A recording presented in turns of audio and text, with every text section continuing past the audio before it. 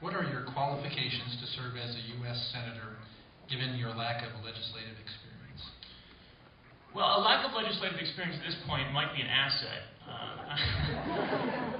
I think that the background that I have and the expertise that I possess with a background in chemical engineering, I have a PhD in chemical engineering, a master's degree in applied physics and chemical engineering, and an undergraduate degree in international studies from the University of Wyoming. That gives me a diverse background in the areas that the state of Wyoming is particularly interested in, obviously energy. Chemical engineering is primarily focused on energy.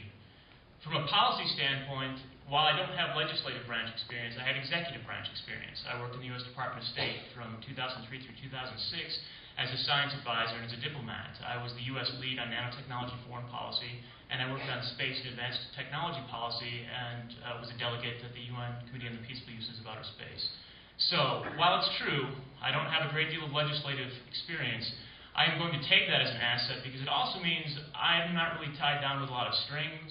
I don't have anybody who is putting pressure on me because they've been putting pressure on me for the past, and I don't have a record that I have to stand up to. So instead, I can speak freely, I can speak my mind, I can do what is best for the people of Wyoming and for America without having to toe a party line because I've been having to toe a party line for so many years. Senator Enzi.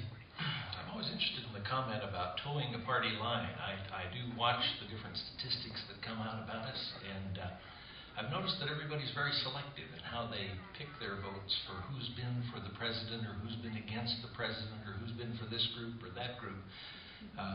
One of the things that I've done while I've been in Washington is get a lot done.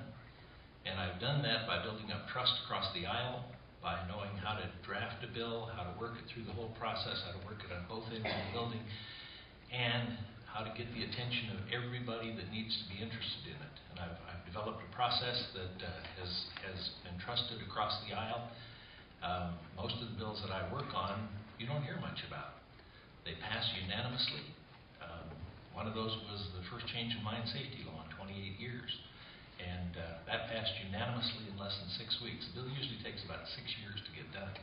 So experience makes a difference. I've got that experience. I'm counting on the people of Wyoming to recognize that and send me back.